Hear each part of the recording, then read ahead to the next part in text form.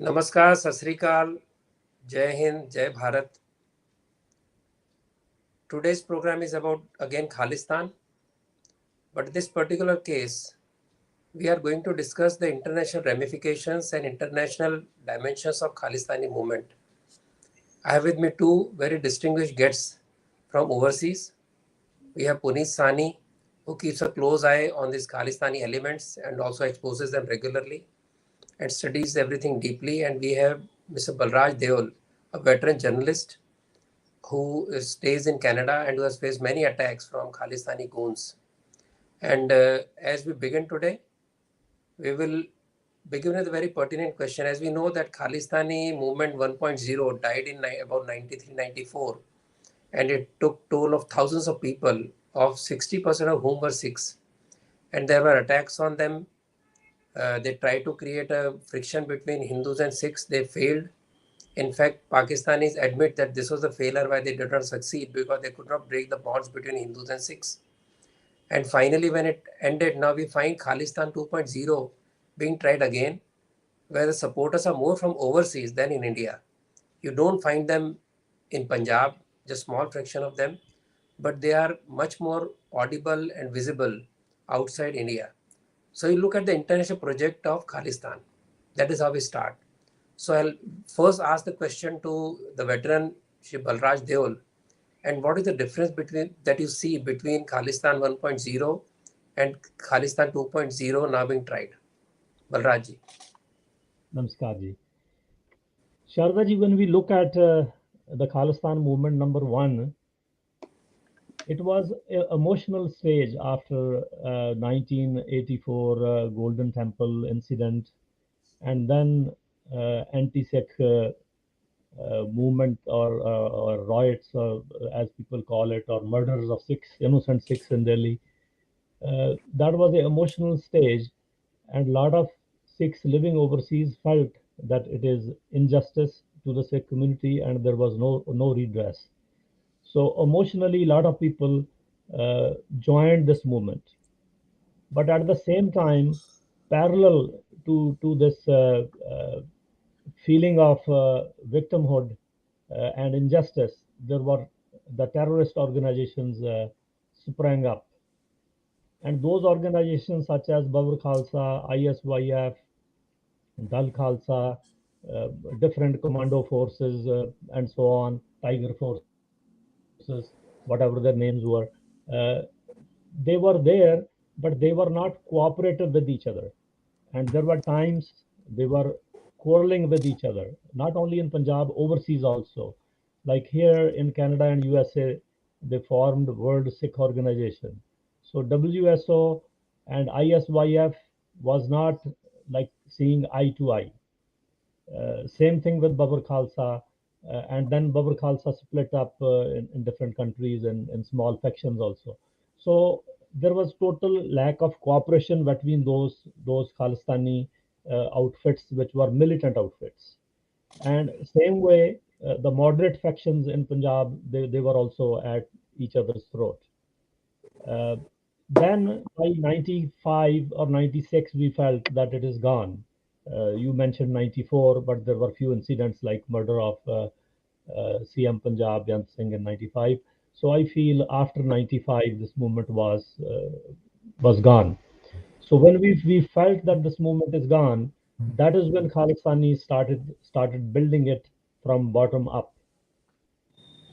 And it is also noticeable that overseas Khalistani movement in first stage was basically in Canada, USA, England, Belgium, part of Germany, and France in the overseas Sikh community. But now, in the second situation, when they started rebuilding it by indoctrinating the youth born after 1984, there were all kind of efforts to rebuild it and indoctrinate the youth, lectures, conventions, new magazines, new books on what happened, one-sided story, even fake books.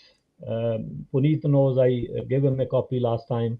They wrote a fake book on the name of retired Lieutenant General Deep Singh Barad, real story of Blue Star, which is still on sale in Toronto in some different stores for last 10 years for $3, where machoism of the Khalistani movement is being promoted, how they killed thousands and thousands of Indian soldiers and so on, how bravely few couple of hundred militants they fought the army of 50,000 or more. So these were the efforts they made to rebuild it from ashes, to indoctrinate the youth. And by 2004 and 2005, there were ample signs that this movement has revived itself. Not only the countries which I mentioned, the Canada, USA, UK, France, and Belgium, but it started spreading to New Zealand, Australia, uh, Italy, Spain, Portugal, Hong Kong, and then followed up even Dubai. So by 2010, it was almost everywhere, and there were more than few fronts of or few organizations of Khalistanis. Like earlier, as I mentioned, there were Babur Khalsa, ISYF, Dal Khalsa, and so on, and some commando forces and so on. But now they created organizations like in the field of sports, uh, journalists. They formed their own media groups. They created social organizations which they look like social or public service, for example, blood donation, food bank, then Gurdwara committees, umbrella Gurdwara committees, Sikh federations like Sikh Federation UK, Sikh Federation Germany, Sikh Federation here, and Sikh Federation there.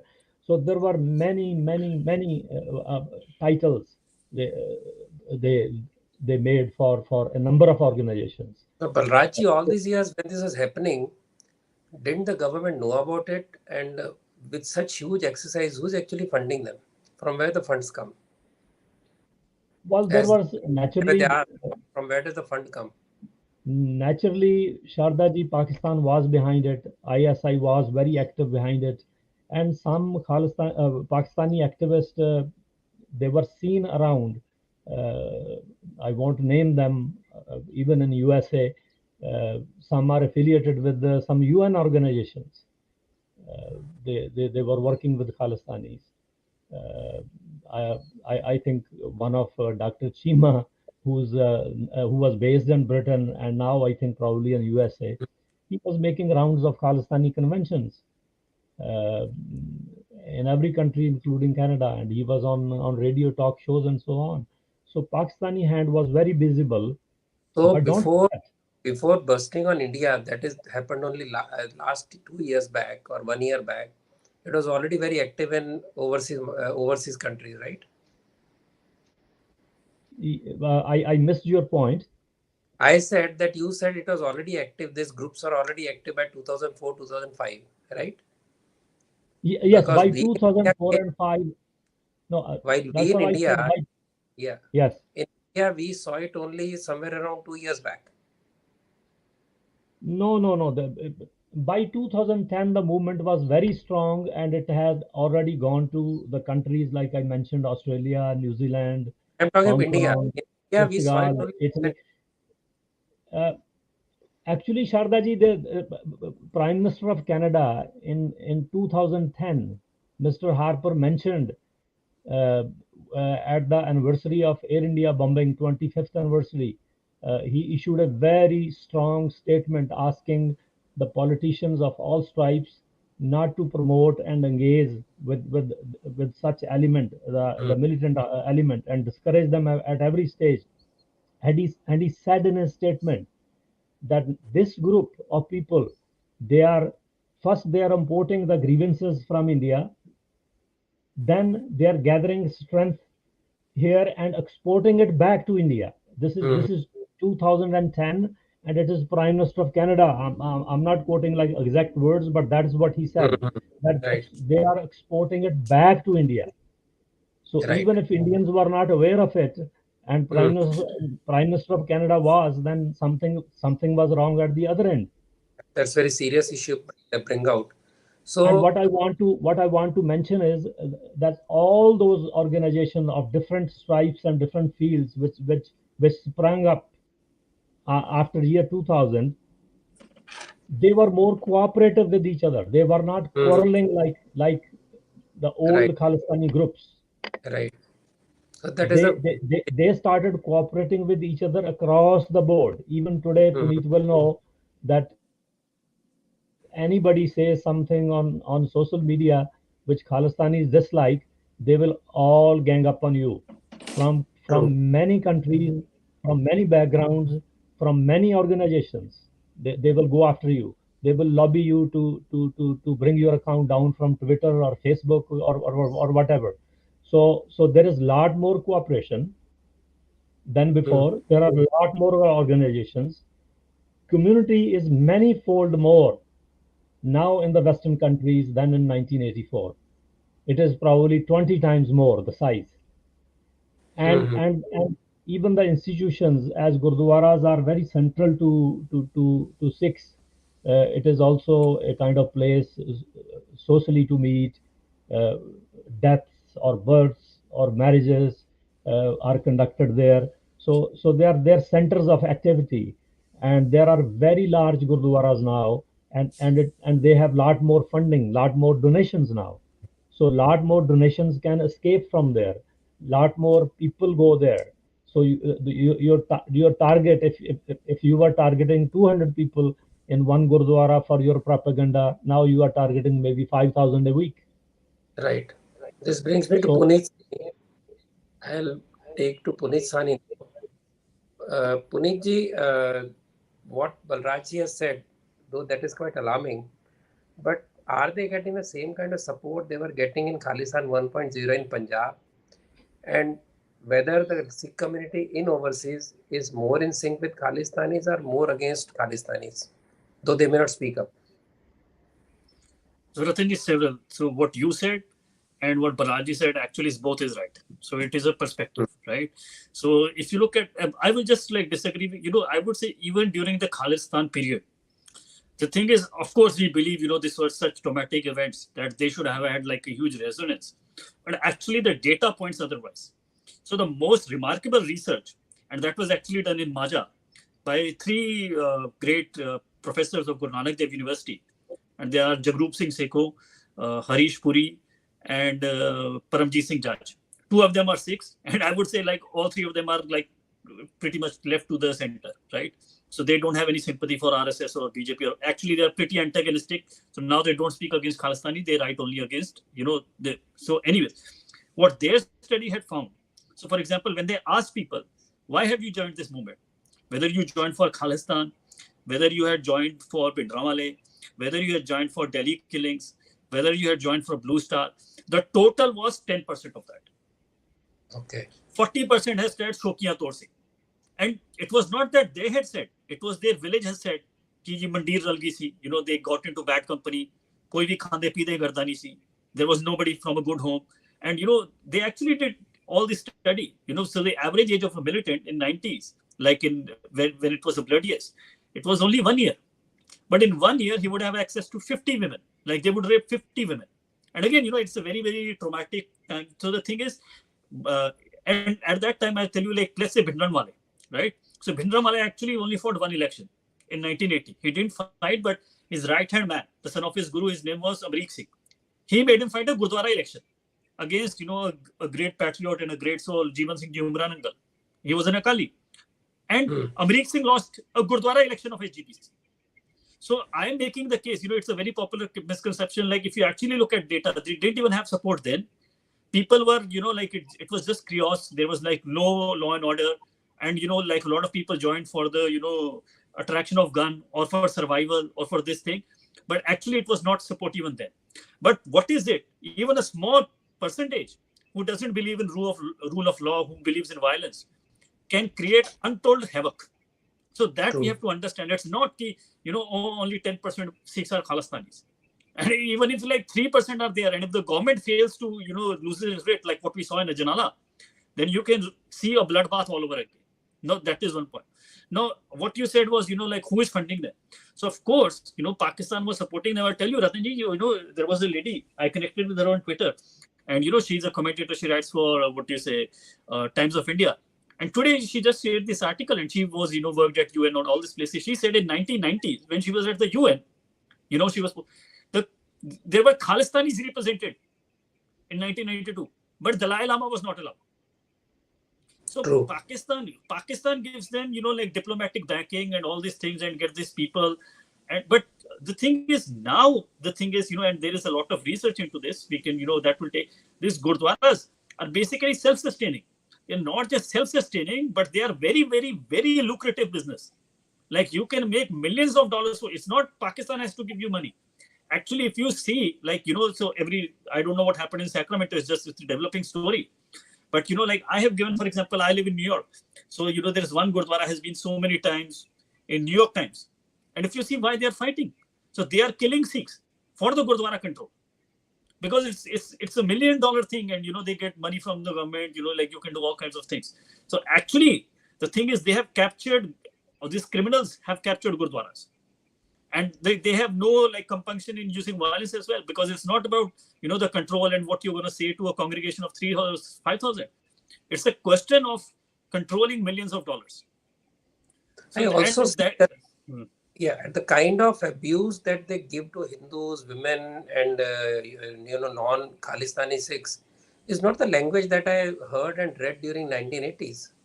So what did you say to that? So what is the reason why this new hate has come in? Is it because of support from Islamists, or is it just they have lost their mind, or what is it? Because I never saw this kind of insult to each other, or this kind of abuse to Hindus even at the peak of Khalistan 1.0. So Ratanji, let's just take two cases and they will illustrate, right? So when you talk about abuses, so the one person who's using this giant like Gurcharan Singh of Dal Khalsa, so when he's, he was harassing a Gujarati gentleman without any provocation. So if you see, he's abusing Bhagat Singh. So, yes. And but social, he's the same person.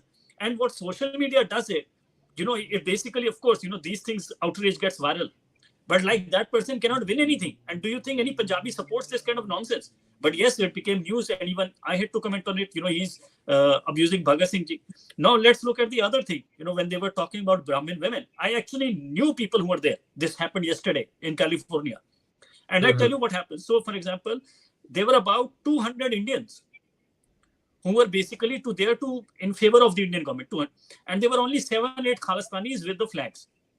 And they actually even spoke to them, like, what are you doing here? Can they see the petrol pump? Like, they work at the gas station.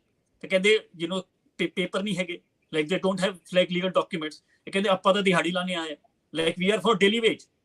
So anybody can give them $50, and they because these people are from such humble backgrounds, they don't even know how to do it. So they just say like whatever they say, like so they accept it. And when they saw that there are 200 strong crowd of Indians and they're 7-8, then they started doing all this phone, and then they captured like what do you say, like maybe 30-40 people more. So again, there are 4 times as many people protesting against this Khalistanis. But the language that they use, that against this Brahmin women or something, that became the news. And I know, for example, a Jet Sikh woman, she was against this Khalistani, and of course, she is a tough lady, so she was not crying. But I could feel, like the pain in her heart, and she's like, these people are, like worse than animals. Like, how can they even use a language? But again, it's very disheartening, if you are a civilized person, to how to deal with this. Just imagine that, like you are a person like us, we are like this. Can you imagine like the kind of language? Would you even want to walk near such people? So this is what, they repel people. Like, decent people can't do anything. Why has this difference come? Is it because of the influence of Islamists with whom they are allied now? That, as I said earlier, Sikhs would never use such language with anybody. Forget about women or whatever. They were known for that decency, that very gentlemanly behavior and out of way courtesy for women. So what has happened? How have they become so hateful? What is that drives them?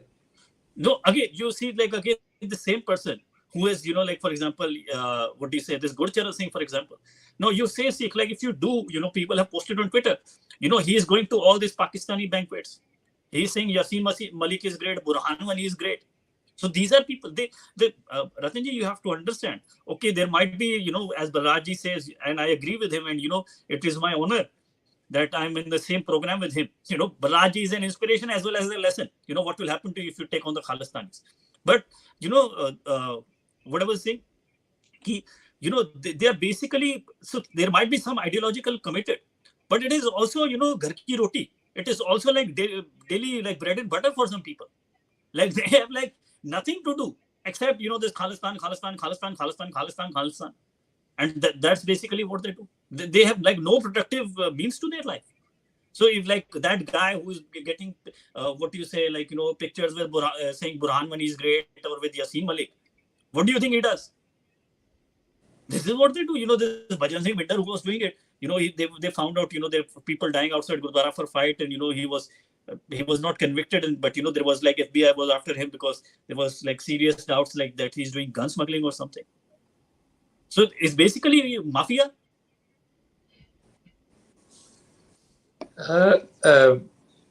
Raji, if you remember, in last few months and last few times, the entry of names of Sikhs in the criminal records of both Canada and USA. What is the reason for that? Because earlier they were known for hard work. They were known for all of us like Indians who have worked hard to reach where they are. But the recent names coming up in various kind of criminal activities in Canada as well as in USA. What is the cause for this? Sharda ji, if we go back around 20 years, in BC, a lot of Punjabi gangs sprang up against each other. They were also in drugs. A lot of people make a lot of money in drugs, and that spread to other parts of USA and Canada. In Toronto area, there were a lot of groups who involved themselves in drug smuggling to make quick money. Then they were preying upon new immigrants, new Sikh youth who were coming to this country, hire them as driver and make them smuggle the drugs back and forth, one kind of drugs to the USA and other kind from USA to Canada. So a lot of them get caught doing smuggling. Maybe even 5-10% got caught, but numbers are quite high. And there were also gang wars between different drug gangs in BC. Over 100 Sikh youth and some other community youth lost their lives in BC, and that is now spreading to Toronto area also. So lot of drug money, or those who were making money in drugs, were also contributing to Khalistani movement, and there are many kind of proofs of that, or their association with that. Even during Air India case, a lot of articles were written by Canadian journalists, mainly Kim Bolan, and she mentioned about this connection. So this is one reason: the violence and the drugs. That is how they are involved in criminal activity. Uh, but I must mention one more thing, which if we don't, then we will miss a point. With change of government in Delhi in 2014, the change in policy also came. And I feel this policy was not very well thought out.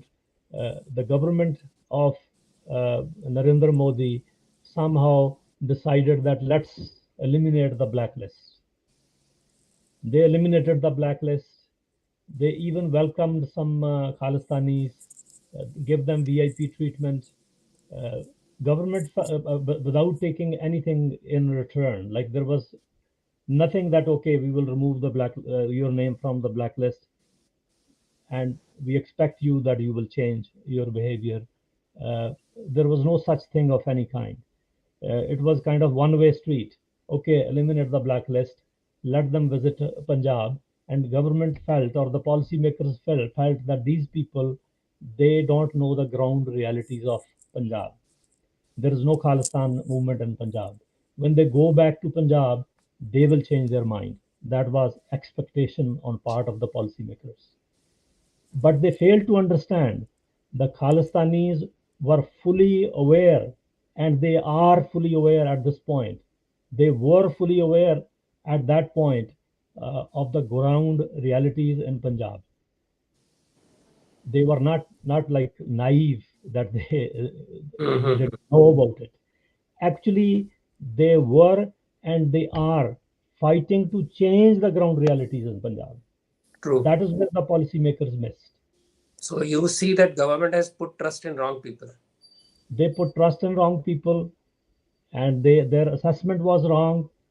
Uh, and you can see, like after the removal of the blacklist, I'm not saying that is the only reason, but after 2015 or so, the movement in Punjab has gained strength. I'm not saying it has become a mass movement, but their support has grown. Every now and then we have target shootings, we have Khalistani slogans, we have Khalistani protest. As a matter of fact, the farmers' protest was backed by Khalistanis in every way possible.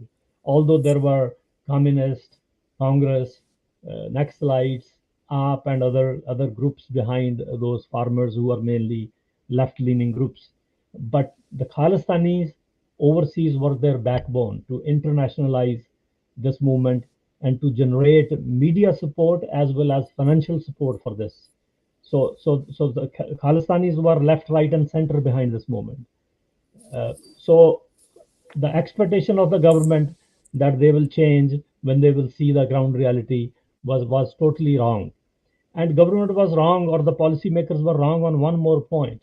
They thought, since there's a new government, it is BJP government, it was not responsible for 1984 fiasco.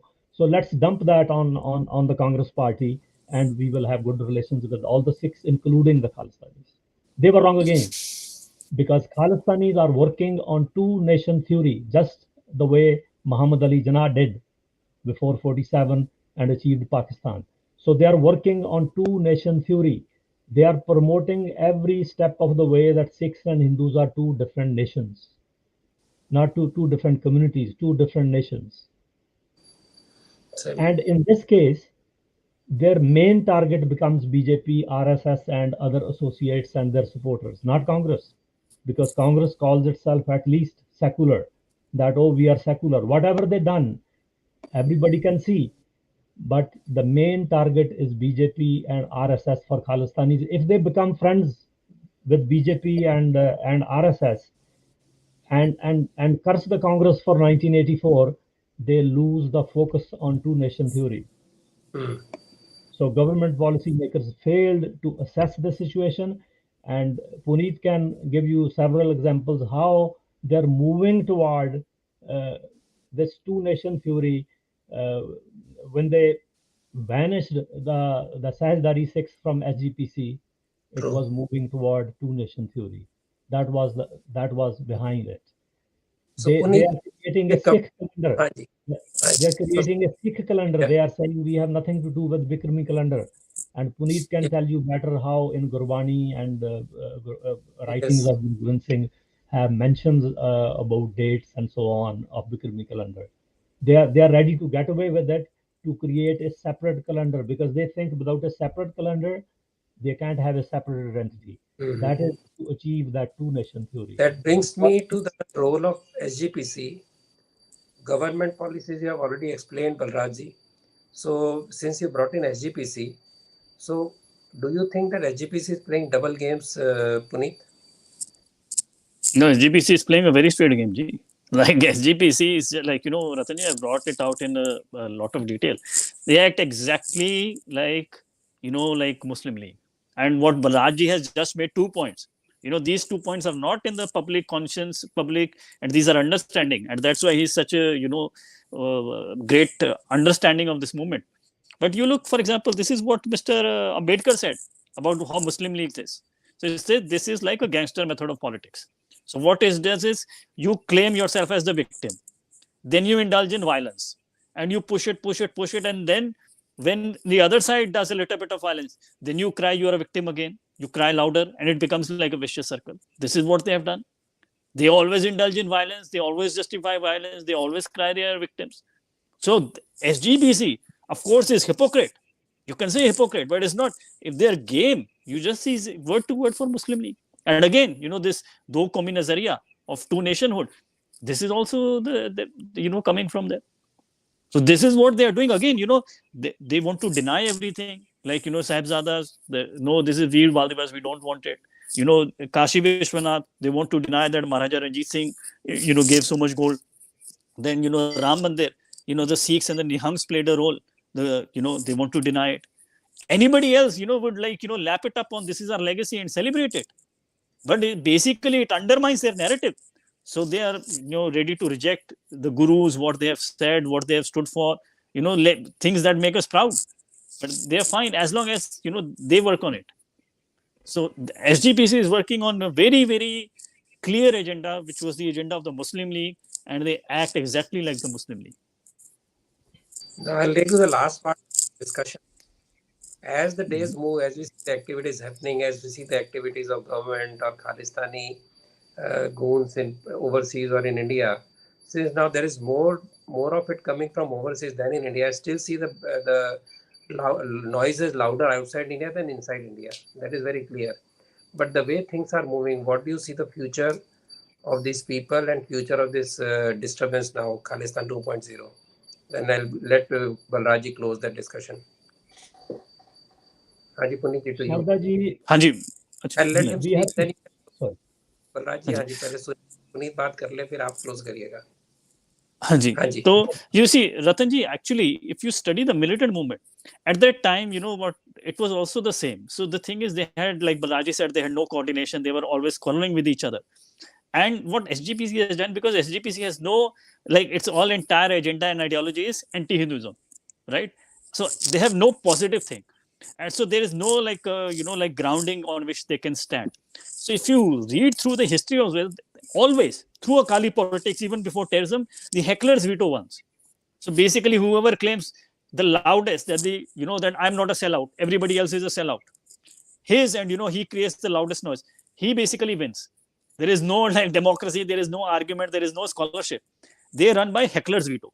So what social media has done, you can say it's happening outside, but social media has actually, brought it together. So for example, everything is like Twitter. Now news happens, what is happening on Twitter, and yourself, when you say something, you see whatever SGPC is saying. In a way, it's the tail of the Khalistanis in the Canada and the UK, which is wagging the dog, which is of SGPC in India. So because, they have the numbers, they know how to organize. The other day they entered Twitter headquarters. Can you imagine? They just organize, So the thing is, they were very, very good at, riling up a crowd and mobbing. This is what they are excellent at. I don't think even Islamists can, match with them. So when they do it, SGPC just does it. Because they say, like Ratanji said, you are a sellout. So SGPC, no, we are not a sellout. So we just listen to the loudest voice. What social media has done, the loudest voice, this madness of Canada, which was separated by an ocean. Now it is like, it's like somebody sitting in Amritsar and dictating SGPC what to do.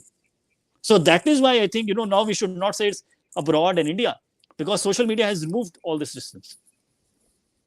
Hanji Balraj, your views, concluding remarks if you wish. I would like to bring two more points into this discussion if time permits. Number one is the role of Punjabi media.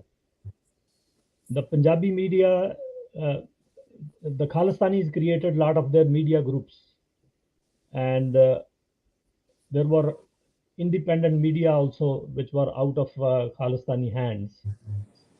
But something changed after kind of 2010 or even a little earlier. Lot of reporting started flowing from Punjab, live reporting and analysis from Punjab.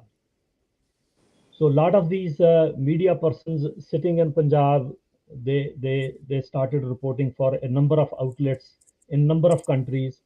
So their strategy was, because Khalistanis won't like any kind of good news from India, so they started bringing out every day negativity. They will find 10 negative news, maybe one positive from somewhere, and then broadcast or telecast that throughout the world, starting in one country over the phone, then now over the video conference in one show, then the other show, then the other show, and collect money from all of them through Hawala.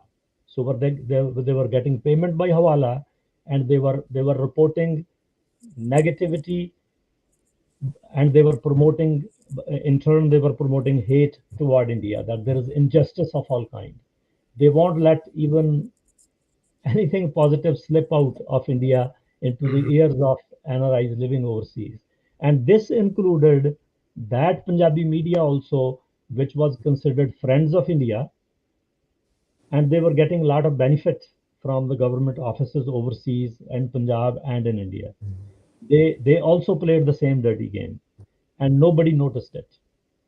And many of those people who were reporting from Punjab, there were some of them who held and still hold foreign nationality, like somebody is holding Canadian nationality, sitting in Punjab, reporting for 10, 15 channels in different countries, getting the payment through Hawala.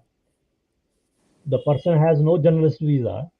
Person maybe have a long-term visitor's visa or OCI. So government failed to check on the activities of such people, and they played a very negative role throughout, and they're still playing it during the farmers movement. They were at the forefront to spread hate toward India. Number two, the situations in Western countries. On the one hand, the moderates among the Sikh community became tired. Uh, they were kind of left alone to fight this battle, and they lost. So even if there are moderates, they are sitting at home, or some of them, some old timers like senior than me, they have left this world. They are no more. So moderates do not exist on the street. If there are all Khalistanis, even if they are 1%, they are 1% too many, because they carry the day, because there is no opposition to them. So the politicians, the local politicians from civic, provincial to federal level in Canada and other countries, the only face they see is Khalistanis. So who would they cater to? The people they see. If they see 100,000 people at a Sari parade, and the Khalistanis are at the forefront with all kind of Khalistani slogans and portraits, well, the politicians need votes, and they need notes for their election funds. They get both from them. As far as the administrations, the governments are concerned in these countries, they are the biggest hypocrites. They have very serious double standard. Look at Prime Minister Trudeau. He almost supported the farmers' protest by issuing a statement of concern. And when last year the truckers protest in Ottawa, the capital of Canada, couple of Yes, thousand, he invoked emergency. true. The government seized the personal accounts of participants, the company accounts of the participants by a decree. So in India, they see rights, but when they face the same situation, they see no civil rights. True. And let me give you one more example. In these countries in the West, if a suspect holds even a toy gun in the hand, the police will shout at him once or twice to drop the gun. If the gun is not dropped, the police will fire not one or two bullets, dozens of bullets at the person, and police will get away with it. The judiciary, the government, the police unions, and the police forces, they are all for the police. Even if they made a mistake, they have committed this mistake, it is self-defense. But look at the other hand. This Amritpal was walking around with gangs of people, dozens of guns in their hand. Their posture was threatening. They were making threats, uh, illegal weapons, legal weapons, which they can't show even if they have a license in public that way. They cry So they about were human. roaming the streets. They were roaming the streets of Punjab, and Right. then likes of Tim Uppal and others, they issued statements of concern. True. So government of India need a policy to deal with these governments and these desi politicians. 70% of desi politicians in Canada, USA, and UK should be put on blacklist. Punjabi media should be monitored very closely, which includes the so-called Friends of India, who are hiding behind the title of Friends of India. but they are spreading hate. When time comes, they spread hate. So government must form a policy to deal with them. If we think these governments will stop, we have seen Australian Prime Minister visited India. He want business with India. He want strategic alliance with India because of China. But then we see what took place in Australia, how the Khalistanis were attacking the Indian consulate, forced it to close for safety. So these governments, if India has to downgrade diplomatic ties with the countries which are not dealing properly with India, India should be ready for it. India should not only have a blacklist. India should have a no-fly list. USA has no-fly list. Canada has no-fly list. USA at one point had over 500,000 people on no-fly list, which is much more than the blacklist. The person on no-fly list cannot even fly over the US airspace. Say if I'm placed on that list, I'm going to Mexico, and the plane is flying over USA, that plane cannot take off from Toronto unless I'm removed from that plane. So security of India is important and should be important to India. And communal tension, those groups, those movements who are creating communal tensions, they are very dangerous for security of India. And it should be taken very seriously.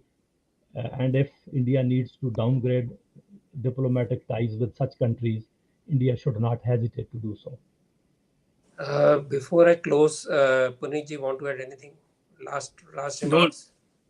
Balraj ji said everything. I just want to say Jai Ma Bharti and Puls Agi Puls. I think today we have brought out many points which are never discussed in the media, both by Puneet and by Balraj ji with his wisdom of years. Many points which are not seen by the government or by the media, by the people, and we just shout and we have angry debates. But what we have come out today is very serious, and it can help us contain this mischief. I hope this video is seen by the responsible government officials and the politicians, both within and outside India. I thank both of you for this wonderful discussion, and we hope we carry on this discussion. We can educate people. Thank you so much. Dhanyavad. Bharat Mata ki Jai.